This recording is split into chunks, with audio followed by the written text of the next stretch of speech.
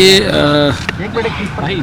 13, 14 और फिर 18 तारीख को सेशन रहेगा, उसके ऊपर चर्चा हुई है और महामहिम राज्यपाल महोदय का अभिभाषण होगा, उसके ऊपर चर्चा होगी, सप्लीमेंट्री बिजनेस होगा, कुछ बिल भी होंगे।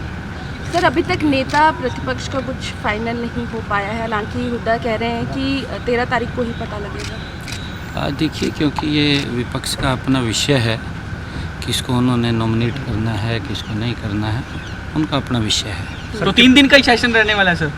3 दिन का, अगर आवश्यकता पड़ेगी तो फिर देखेंगे, अभी 3 दिन का है। तो कितना सही मानते हैं सर, नेता प्रतिपक्ष के बगैर सेशन जब चलता है तो विपक्ष की आवाज़ किस प्रकार से उनको उठाई जानी चाहिए थी, वो नहीं उठ पाती, या फिर जो मुद्दे उठाए जाने चाहिए थे वो नहीं उठ पाते? विपक्ष अपना भूमिका नहीं देखिए, ऐसा क्योंकि उनका विषय है, मैंने कहा है कि ये हमारा विषय नहीं है, ये विपक्ष का उनका अपना इंटरनल मामला है, वो किसको नॉमिनेट करेंगे, किसको नहीं करेंगे, जो भी आएगा उसका। सर, विपक्ष की ओर से कहा भी गया कि आगे बढ़ाया जाए, क्योंकि कई बार ये कहा जाता है कि सेशन जो है वो कम समय है और उनके जो मुद्दे हैं वो नहीं। देखिए, जितना बिजनेस है उसी बिजनेस के अनुसार ही हाउस चलेगा। हाँ।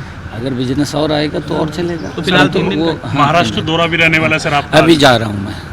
किस प्रकार से सर रहेंगे सर? नहीं, देखिए, आज पूरे देश के अंदर मोदी जी की गारंटी के ऊपर लोग विश्वास कर रहे हैं।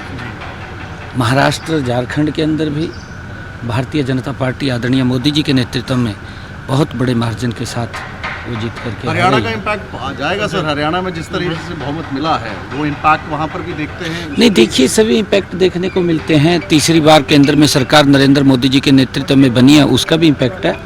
और जहाँ जहाँ चुनाव हो रहे हैं वहाँ पर भारतीय जनता पार्टी को बड़ा समर्थन मिल रहा है, लोगों का आशीर्वाद मिल रहा है, उसका भी इम्पैक्ट है, उसका भी इम्पैक्ट है। और वहाँ पे लोग इस बात को वो समझ रहे हैं कि कांग्रेस झूठ को लेकर के बात करती है और झूठे वायदे करती है और झूठ की पराकाष्ठा भी लांघ देती है कांग्रेस, क्योंकि वो इतना झूठ बोलती है कि सामने वाले को भी, जिसने लाभ लेना होता है, उसको भी ये लगने लगता है कि ये तो झूठ है, कुछ नहीं है इसके अंदर और खाली ये तो बातें कर रहे हैं। परंतु मोदी जी की गारंटी के ऊपर विश्वास है लोगों को। मोदी जी जो बोलते हैं वो करते हैं और किया है। सर, किसानों को लेकर जिस तरीके से जो जुर्माना लगाया गया है पराली जलाने के मुद्दे को लेकर, उसको लेकर विपक्ष का सीधे तौर पे कहना है कि किसानों के साथ न्याय जो है वो नहीं किया जा रहा। नहीं, देखिए, क्योंकि किसानों को, हमारे किसान बड़े समझदार हैं, हम उनको समझा भी रहे हैं।